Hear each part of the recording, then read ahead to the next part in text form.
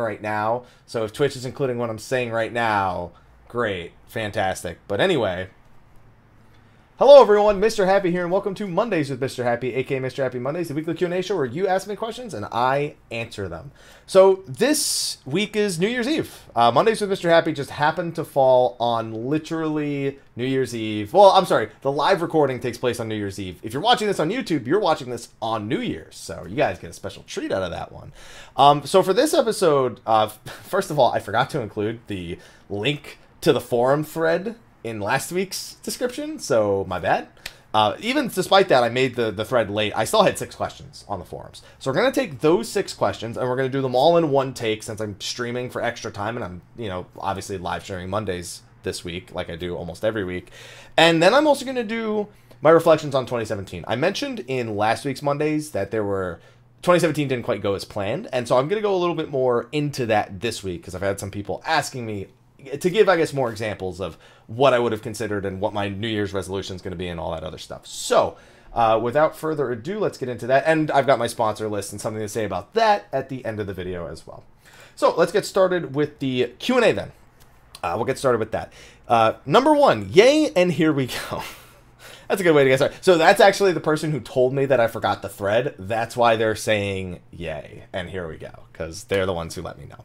I will let you free choice of taking this as a roulette if you answer all the questions. I will let you free choice of taking this as a roulette, or if you, or, all right, I don't know what you're trying to say. So so we've got the best, the worst, and hopes. I feel like the hopes one is about Eureka. Am I right? What is the thing you're looking forward to most this year? Oh, what am I looking forward to most? Man, January is so packed, but I guess this will get kind of covered in the thing when I do my 2017 reflections, looking towards 2018 in this video. But things I look forward to most? Kingdom Hearts 3 maybe getting a release. I'm still not confident Kingdom Hearts 3 actually releases in 2018. I'm just not optimistic about it after all the years that I've waited for that game in particular. When I have it in my hand is the day I will believe that it comes out this year. And I'm still of the opinion it'll get pushed back to like Q1 2019. At the very latest, I actually think that would be the latest that game gets pushed back. So that's the thing I'm looking forward to most. Of course, FanFest is a big one. Every year that has a FanFest is a great one, although it's really close to Thanksgiving, which is kind of annoying. But I always look forward to that, and having another FanFest is a big one for me. So happy 2018, and happy 2018 to you too. Moving on to the next one. Hiya, and hoping the new year brings great things. Same to you, same to you. Especially because you're one of the 6 people that found this thread, even though I only posted it 2 days ago with no notification whatsoever. Or you watched the video on Friday. Who knows? In regards to my question last week, I agree with the comment about Soken not being able to utilize his skills to bring out some really good work. I also want to clarify about the who do you think is next, as I believe it was worded poorly. I was asking who you think might be next for Ivalice, not Sigma. Oh, who would be next for Ivalice? I don't know, man. I want to believe we're gonna go into the Necro Hall of Nabudi, and we'll be fighting Nabudis, and we'll be fighting Chaos in the next one. I think across all 3 of the series, we'll see the vast majority of the Espers, other than Zodiark, unless they want to use his model and give him a different name, which I don't think they'll do. But that's about it. I think we're going to the Necro. Somehow I think we're going to the Necro Hall at Nabudis next. I'd like to see something that I guess I'm not drawing direct inspiration from 12 on, and I guess maybe like to see something that is a little more tactics focused. But that's I guess my prediction. It really has no grounds in reality. As for this week, only one question. A lot of relic weapons in the past have been named after very powerful weapons from past series or some variation. What kind of naming scheme do you think they might use for relic armor? That's a good question. It depends on if we are gonna be upgrading the old armor that we have now. Like if you remember when you first hit max level, you get a set of armor, and it says that it's old and it's weathered. You know what I mean? And we don't have any means of making it unweathered. So either that becomes just like a normal process, and we can eventually glamour them and dye them, and they just do that later, or they become part of the relic armor set, which I feel like is what they're going to go for. And then, of course, people are wondering, what if I threw it away? I'm pretty sure you could buy it from the Calamity Salvager, again, if you did throw it away. So I think it might just be the naming conventions for our current level 70 armor that's handed to us from the level 70 job quest. But other than that, I'm not super creative with names, nor am I super knowledgeable about what they would do. We've used armor sets, a lot of them that I'd be familiar with already. So we might have to look to Final Fantasy XI for a lot of those names, but even then, a lot of those have already been used. So I'm just going to go with, I think it's going to be the 290 pieces we got from our level 70 job quest, and we'll be unweathering those and upgrading those as we go. Going on to question number 3. Hey, Mr. Haps, and Happy New Year. Happy New Year to you as well. I have a few questions, and they're very shorthand because it's a very small paragraph here. 1, I've been leveling Monk recently, and I have the skill Form Shift. I was wondering in what situations it should be used in, because I only find myself using it at the start of the fight. I'm a bad Monk. That's a fair question. Form Shift, first of all, using it at the beginning of the fight, right thing to do. You generally want to start with a Demolish as your first global cooldown as Monk. So changing to Coral Stance is, the #1 thing you need to know how to do. The other big thing you do with Form Shift is when you're on a boss and you can't hit anything, so you can't be cycling through your forms, it's really good to try and, kind of like you do at the start of the fight, get back into Coral Stance using Form Shift when you have nothing to hit. This ensures that you are right at refreshing your Grease Lightning stacks instead of having to go through a bunch of global cooldowns in order to ensure that you don't lose those stacks when the enemy disappears. That is really the other big thing you'll use it for, is making sure to start. And again, you'd probably want to be starting with a Demolish, assuming that the target you have doesn't have it on, because they were gone for a long enough period of time. Keep in mind, you also want to be making sure to generate your chakra stacks while you don't have a target to hit. So keeping your Grease Lightning stacks is the most important, but you do want to also try to get some chakra stacks in there as well. Meditation, I believe. I can't even remember the name. It's just for me, it's chakra, and that's all it is. So when I think of the name of the ability that gives you the stacks, Meditate is the samurai one, and I always forget that it's Purification, Meditation, Forbidden Chakra, whatever. 2, I was also wondering if the DPS would get mounts like the Warline. I don't think so. They're not. The reason why those mounts exist is because they want to entice people to play those jobs. They don't want to entice people to play DPS jobs, period. Like, it's just not a thing they're interested in doing.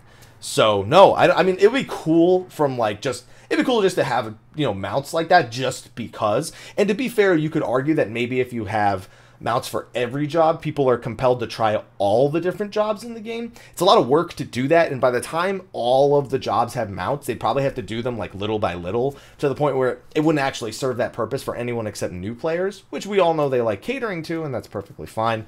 But I don't think they'd be willing to put the resources towards the DPS. I feel like the healers and the tanks are the ones that are always going to have those advantages, and honestly, waiting on something other than the unicorn for the healers, because level 30 Conjure is nothing.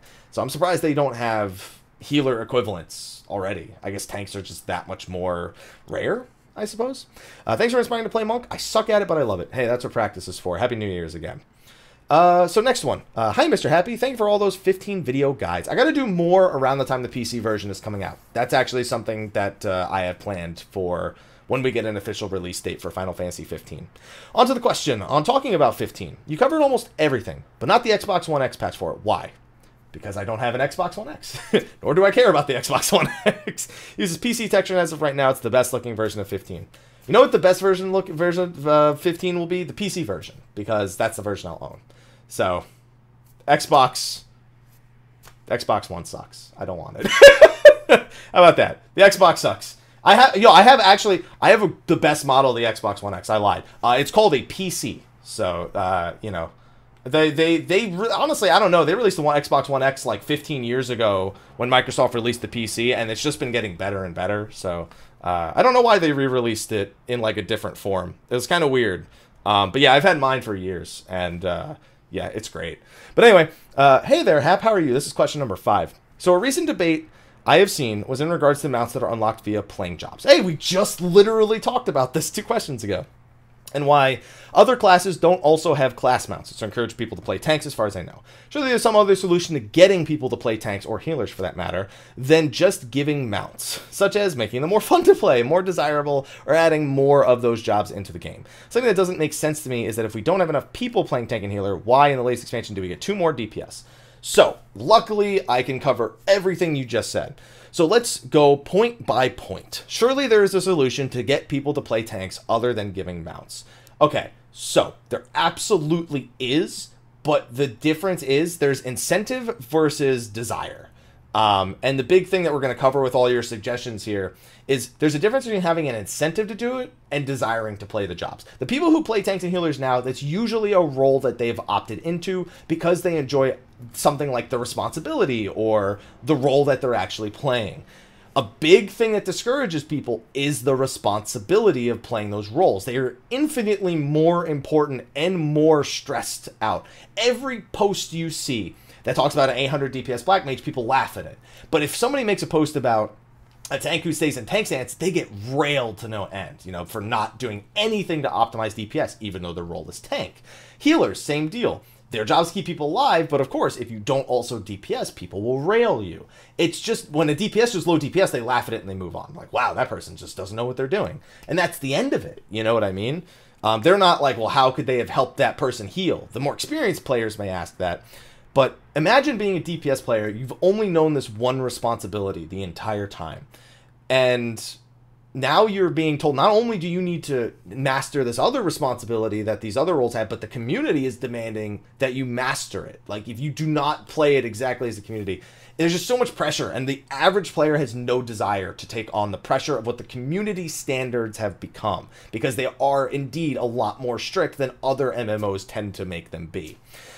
Making them more fun to play, super subjective thing. You know, you could do something that a lot of people think is fun or fine, as a lot of people say nowadays, but that doesn't mean everyone thinks that. And again, you still have to be willing to take on the responsibility of the role. More desirable. Listen, tanks and healers are as desirable as they'll ever be. They'll never be more desirable than they are now. They are always at the peak of desire, or adding more of those jobs into the game. So adding more of the jobs doesn't necessarily make people, again, want to take on the responsibility of being a tank or a healer. However, it does open up the possibility that maybe the new tank or the new healer is something that, I guess, meshes with the fantasy that somebody wants. Like, for example, let's say you have a healer that primarily heals by also dealing damage. You know, a DPS might be a little bit more comfortable going into that role from there, which is why a lot of people think Dancer would kind of fit that role. It's been a very common community sort of theory craft that's been out there to some degree.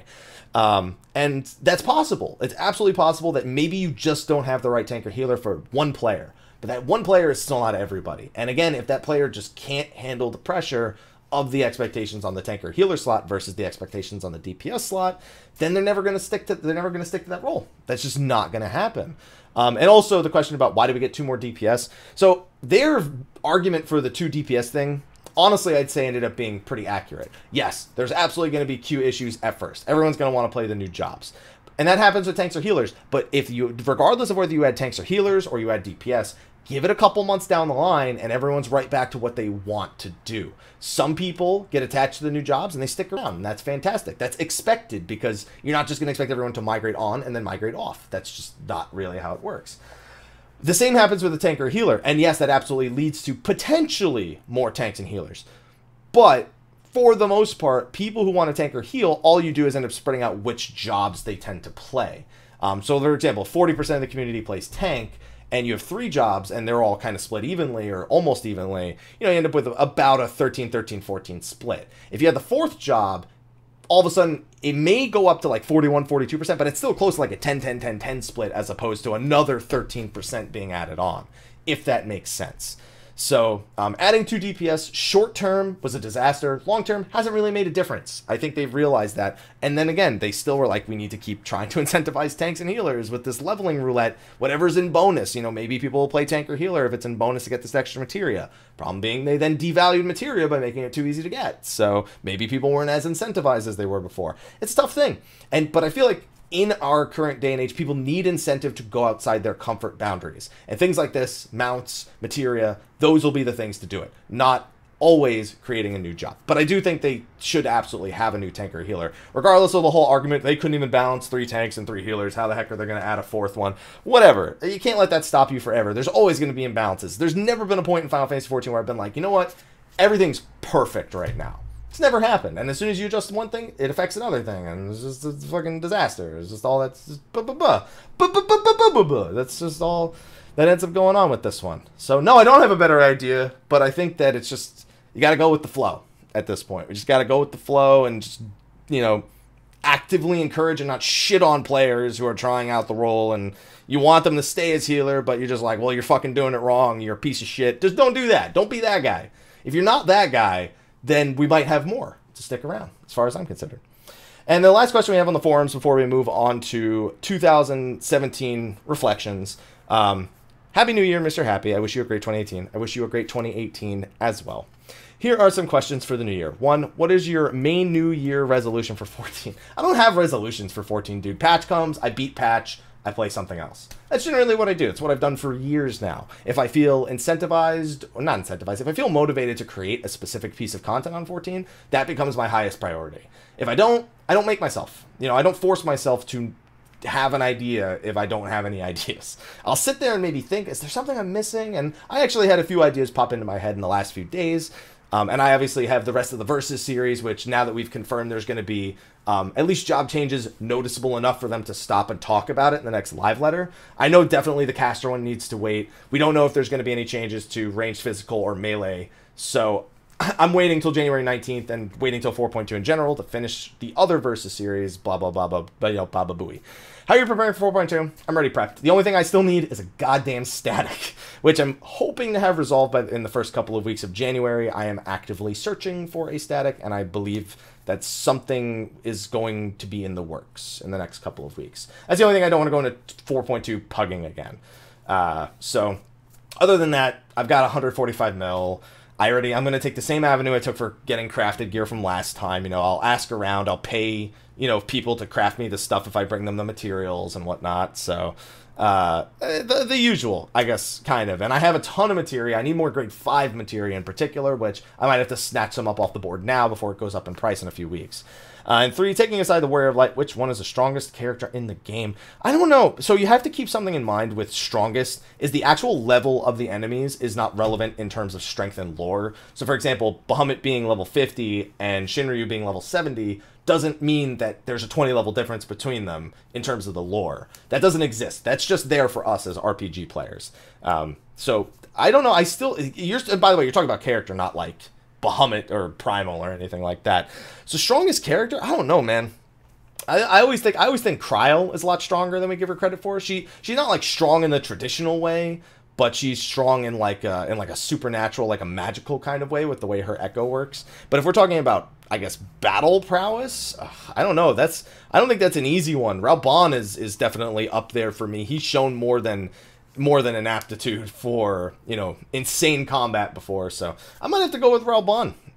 In terms of at least the heroes, you could maybe argue Xeno before he was, you know, you could argue some of the Garleans that we haven't seen fight, and then you could argue the Asians. You know, there's arguments to be made in anything. I think I'll go specifically with the other hero characters, and I'll go with Raul in that case. I think he's like way underrated, and that he's probably a lot stronger than even we see in any given time, even from like the Battle Royale that we had a while ago. So that's the last question on the forums. Just looking at my hair. This is shower hair. This is mad scientist hair. But, so, with that out of the way, like I said, I'm doing this all in one take. Those are the only questions that were on the forums, and I'm grateful to the 6 people who actually asked questions, despite the fact that wasn't there last week. But the big thing I want to talk about this week is reflections on 2017. So obviously, those of you watching this on YouTube, it's already 2018 at this point. Last week, I mentioned that I wasn't particularly content with the way 2017 went. And that's surprising, considering we had Stormblood's launch. That was great. We did the 7-day, 24-hour stream where we flew one of our moderators, Tequila Shots, out here. My girlfriend took over some streaming hours that week, and we kept the stream going for a week straight, pretty much. We had great events like that. We had a lot of energy. Especially on the Twitch side of things. I had some really nice YouTube videos that came out this last year. I guess if you look at it objectively, without looking at things behind the scenes, it seems like it was a pretty decent year until like right at the end here, where I lost a lot of motivation in December and it wasn't that great.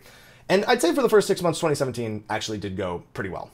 But I'd say the biggest thing about 2017, for me, looking back at it, is that I tried to come up with too much too fast. When I went into 2017, I went in with a plan for the whole year. And that ended up being so overwhelming to the point where I don't think I completed a single thing on my 2017 list. Every year is always I want to do other things on the channel. And every year that I say that's going to be my goal for the whole year is I don't get it done.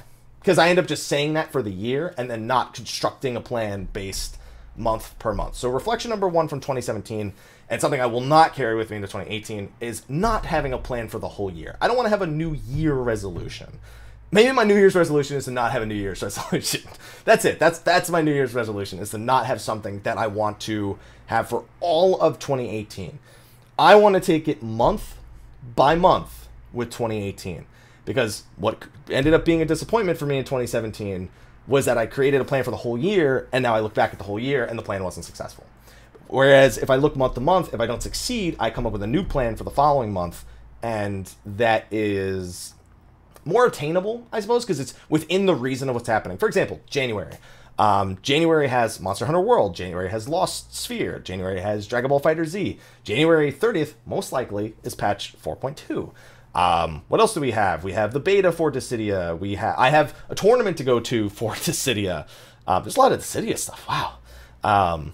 We have Dissidia's actual launch, which is going to be in the same month. It's like there's all those things that are happening in January. So what can I feasibly do? I can look at what days are there and what kind of time I can set aside for what plans I can have for YouTube videos, for live streams, for stuff like that. So I'm looking at January, and that's the plan. And then I look at February, and I go, well, obviously there's leftover from January. So the first 7 days of February should be focused on getting the things done from the last week of January. Then February 10th is Secret of Mana, and then from that point on, I don't have any plans. Like, that's as far in the future as I'm going to think for now. Obviously, there's PAX East, there's E3, there's PAX West, there's FanFest, there's all those things. But I already know how those go. Those are almost like automatic for me. I don't need to think about those. I just need to remember that that's time that I don't have to work on other things more so than anything else. So for me, 2018, month-by-month planning, or at least not far past the month planning. As you can see, I already gone to the 10th of February at the very least for me. Also, going into 2018, one thing I looked at from 2017 is in 2016, I have to go back to this to talk about why this was the plan for 2017. In 2016, I had an obsession with numbers. I constantly looked at subscriber numbers increase. I constantly looked at followers on Twitch, subscribers on Twitch. And that made sense to me at the time. I was raised by someone who worked in the restaurant business, and you pay attention to every number in the restaurant business. Every dollar it costs you to buy food, every dollar you pay your employees, every dollar the company makes. That's how I was raised. So when I applied that to YouTube, I got obsessed with it, with YouTube, with Twitch, all that stuff. So 2017, I ended up telling myself, you know what? I'm going to not pay attention to numbers this year. And you know what? That worked for about 3 months. Because then I ended up wanting to know, because I couldn't just not know. This is what I do for my livelihood.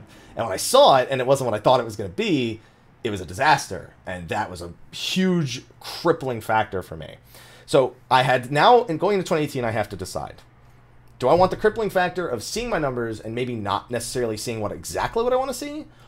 Or do I ignore them again? And I think the idea is I have to actually pay attention to numbers, because I realized when I knew the numbers, when I had the numbers, I was far better at actually working towards a goal. So the fact that my first 2 goals for 2017 basically didn't go together is a big reason why that didn't go as planned. Why I thought 2017 as an entirety was a disappointment. So 2018, reverse both of them, pretty much. Don't go to the polar opposite ends of the two, but make them smarter. Like, don't go these huge miles trying to do things and think about things like 9 months in advance before there's even enough information to develop a plan. That's what I'm going to be doing going into 2018. I am going to be paying attention to my numbers again. They're going to be public. We're going to talk about them again. I've done that with, again, YouTube subscribers. I've done that with Twitch followers. I've done that. That's why I didn't even do a 60,000 follower stream on Twitch, because like it happened and I'm just like, all right, well this year I'm not really paying attention to that. So I didn't do one. This is a new year. Now I got to do that in 2018, even though it happened like, I think 5 weeks ago or something like that. Also, sub points on Twitch, I stopped paying attention to, and then one day I opened it and I was like, okay, that hurt. Like, it was still fine. I was like, I mean, don't get me wrong, the number's fine, but not looking at it and then looking at it, just, it's like a shock value because it hits you all at once. So there's going to be so many things that I pay attention to, number-wise and detail-wise. And then the last point about 2017 is communication. So this weekly show ended up being about the only communication I had with 2017. I've gotten, this is just something I've gotten progressively worse at. This has nothing to do with anything I decided to do in 2017. This is just something I've gotten progressively worse at, is I keep saying, oh, well, I'm going to stream this many hours a day, and I'm going to YouTube this many hours a day, and that's it. And that's it. That's the end of it. There's no stop on my Messenger app to chat with people. There's no like random tweets where I just chat with people. There's no communication on the Facebook side. And then when I try to do weekly update vids, something else always grabs my attention, and then those fall apart. So communication going into 2018, things like this, those are just something that need improvement. That's bottom line. I didn't do a good job at it in 2017. I think that's another factor into the other two things, because I was not able to communicate that those things were necessarily not going as planned, and then I never got any feedback, and then like, you see, there's all these avenues that were missing. So 2017, I just fell apart pretty much. And it was not it was a good until about the halfway point when Stormblood released. Everything was going great, and that's just the gradual build of going towards a new expansion. Happens every time, and then the fall off after that is something that happens every time. But I just had no plan for sustained anything. Just I didn't. So going into 2018, those are the things we want to improve. We don't want those to be goals necessarily. We want them to be changes, because a goal is something that when you reach it, fantastic, you're done. A change is something that stays past when you accomplish it, or when you actually enforce it. So we don't want New Year's goals. We want 2018 next year changes. That's going to be every year from now on. No more goals. Changes. And do you want things to change? Do you want things to improve? That's what I'm going to go for. So that's what I have for my reflections on 2017. That's what I was talking about last week when I said it didn't go as planned at all. And I'm completely aware of that. And I'm sure there's other things that if I wanted to break down every micro detail, I could absolutely find other things that I wasn't 100% happy with, even though I am happy. That's what we're going to end the video on. And, of course, a thank you for 2017. It's been it has been, despite my own personal thoughts on the year, it has overall been a really crazy year. Steel Series, we sponsored with them in 2016. 2017, I'm not going to give you exact numbers, but let's just say I never thought that many people would buy something based on my recommendation. And it's incredible. I wish I would tell you. I just don't want to, because it's just like not the professional thing to do. Just say this. It blows my mind how many people bought anything off Steel Series from our link this year. How many people saved 10%. I can see everything except for what you actually bought. I can't see that, but I could definitely make an educated guess. So Steel Series, great in 2017. We got a few new affiliations. The Green Man Gaming affiliate still goes good. People still buy games from that. That's always awesome. Lenovo, we partnered with them this year. They sent me a free laptop. That's crazy. I never thought I'd have a company send me a free computer. One that works really well at that. Mind you, I always tell people that, what did my Lenovo get on Final Fantasy 14? It scored, I tried it at 720p for some reason at first, and I got like a 13.8 thousand, the Y720 model, and a 1080p got 11,800. That was on laptop high. I didn't want to even try it on maximum because I don't play on maximum anyway, because I'm just used to streaming on desktop high, so I tried it on laptop high, and it scored those, and I was really happy with it. Going into the YouTube side of things, well, other than the last month, I was really happy with some of the videos I got out this year and your responses to some of them. I tried a few funny videos, which I don't have the ideas for very frequently, but they were very positively received and made me want to do more if I come up with the right ideas.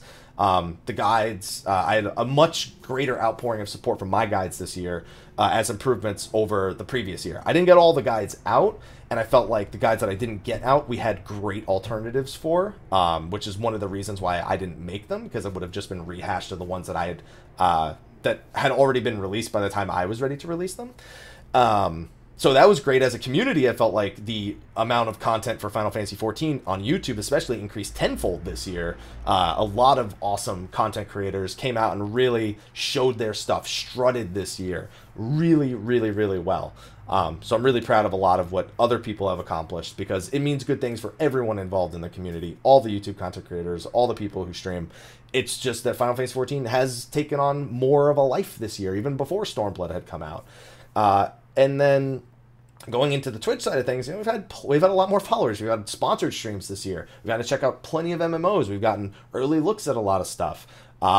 We've gotten, you know, we peaked at, and I can share this number, 1,650 sub points over on Twitch. 1,800 is when my next emotes are, and part of my plan going into 2018 will be month by month to analyze the trends regarding subs and to actually create a plan to get to that emote slot at some point. But that's not I'm doing that month by month. That's going to be, we'll go month to month, and I have a different way of handling my emote slots going into 2018. So January, we'll initiate phase A of 12. Phase A of 12. You can tell that I wanted to say the 12th letter of the alphabet, but off the top of my head, I started going A, B, C, D, and I was just like, fuck it, just say 12. Okay. Yeah, and then on top of that, over 62,000 followers. It's been crazy. And as much as it didn't end the way I wanted it to, I think 2018's going to be a good one. I think I've got enough, at least for the first 40 days, in terms of what I've got planned, and we'll worry about the rest after that. But anyway, thank you everyone for your support in 2017, especially those of you on Patreon who we have to thank here at the end. I've got a few apology messages of people who say that, you know, with either New Year's or something, that you can't do it right now or you can't do it again. I just want to remind everyone, the point of the Patreon is that I never need to withhold content on YouTube because of the hashtag demonetized thing. That is the primary point. If you can no longer sponsor on Patreon, you were never obliged to do it in the first place. That is one thing that exceeded my expectations and that I wasn't able to keep up with. So another disappointment in myself. But some of you may be on this list for the last time. Some of you may come back on it again. But we're going to thank those of you who, when I made the video about Patreon, you decided, you know what, I absolutely want to make sure that this guy gets to keep making content. So let's thank our sponsors for the first sponsor, sorry, the thing distracted me. The first sponsor thank of 2018. For our standard sponsors, we have Afro Ninja from Malboro, Cheesecake from Leviathan, Sploda, That Lame Weeb, Ashen, Emiya of Cerberus, MrSynestrrr, Argoti, Fafarian, Rendil, Giraffeswillrule, Stevie-Rex, and Neon. For our elite sponsors, we have Merida Mackenzie, Eadric Redsteel, Lexxie Valentine, Mantaru and the Rivivus Free Company on Zodiark, Marsh Techie, Ellisan Le'ore of Balmung, Sour Cream and Chives from Genova, Goisha Valfer of Serren, The Macho Lewis, Hersh Fersh of Fairy, Phoenix Down Free Company on Goblin, Serren from Zodiark, and Rynoet Chikara. And then we have our premium sponsors of... Oh, that was weird. It, like, cut off weird in a weird place.